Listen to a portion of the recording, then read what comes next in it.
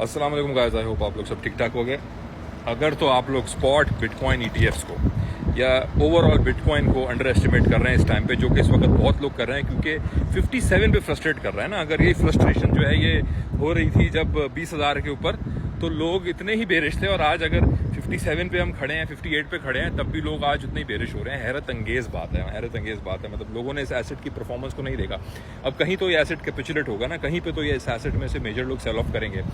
लेकिन जो बिटकॉइन का स्पॉट ईटीएफ है, वो अब तक का जो भी ईटीएफ लॉन्च हुआ है इस दुनिया के अंदर, कोई भी फाइनेंशियल इंस्ट्रूमेंट ईटीएफ लॉन्च हुआ है, वो उसका सबसे ज्यादा कामयाब ईटीएफ है।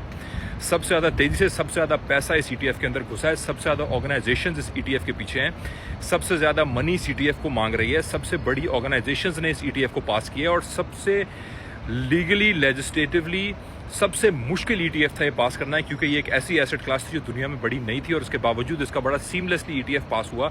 और ब्लैक रॉक जो दुनिया की one of the biggest institution है, बल्कि बिगेस्ट इंस्टीट्यूशन है मेरे ख्याल से, वो इसके बैकिंग पे आई और उन्होंने एसईसी को आड़े हाथों लिया और उसका ईटीएफ लॉन्च करवाया। और इवन जेपी मॉर्गन उस ब्लैक रॉक के ईटीएफ में उनका पार्टनर है। अब जब ये सब चीजें हो रही हैं, और इवन इस वक्त भी ईटीएफ के अंदर एक्चुअली नई ईटीएफ्स बहुत सारे इंस्टीट्यूशंस जो हैं वो लॉन्च करने की बातें कर रहे हैं, वहां पे मैं और आप इसी एसेट क्लास को ऐसे देखें कि जैसे 16,000 पे खड़ी है।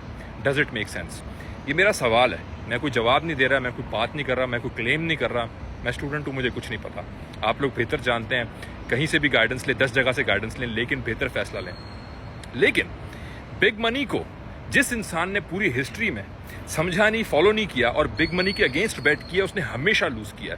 ना आप स्टेट से जीत सकते हैं और ना आप उनसे जीत सकते हैं जो स्टेट के भी बाप हैं, और वो है बिग मनी। तो बिग मनी को फॉलो करो, उसके पैटर्न को समझो, उसके फ्लो को समझो। डेफिनेटली आप ये देख सकोगे कि फ्यूचर मनी फ्लो किधर होने वाला है। तो मेरा तो यही आप लोगों से है गुजारिश। और इसके अलावा अगर मजीद आप लोगों को पता है जो मुझे नहीं पता, मैं कोई अल्टीमेट नहीं हूँ भाई, मैं तो अपनी तरफ से जितनी तस्दीक शुदा खबर आप लोगों तक पहुंचा सकता हूँ मैं पहुंचाता हूँ, देख के, सुन के, समझ के। और ये वो वक्त है जिस टाइम पे हमें इन चीज़ों को रिकैप करना जरूरी है, जब मार्केट बेरिश सेंटिमेंट से भरी हो और कैपिचुलेट कर रही हो। तो वहाँ पे बिग मूव्स मार्केट में आने वाली होती हैं, अप और डाउन। मोस्टली हमेशा जो सेंटिमेंट करंटली चल रहे होते हैं, प्रिवेल हो रहे होते हैं, उसके अगेंस्ट ही बिग मूव आता है। अगर बेरिश होते हैं तो बिग मूव अप आता है, अगर बुलिश होते हैं बिग मूव डाउन आता है, क्योंकि सेंटिमेंट्स क्रिएट किए जाते हैं इस तरह के ऐसे मूव से पहले। और आज के सेंटिमेंट्स हैं ये मैं और आप अच्छे से जानते हैं। तो इसलिए रिकैप करना इसके पोटेंशियल पे, इस एसेट क्लास के पोटेंशियल पे एक्चुअली बहुत जरूरी था। थैंक यू सो मच, जज़ाकल्लाह।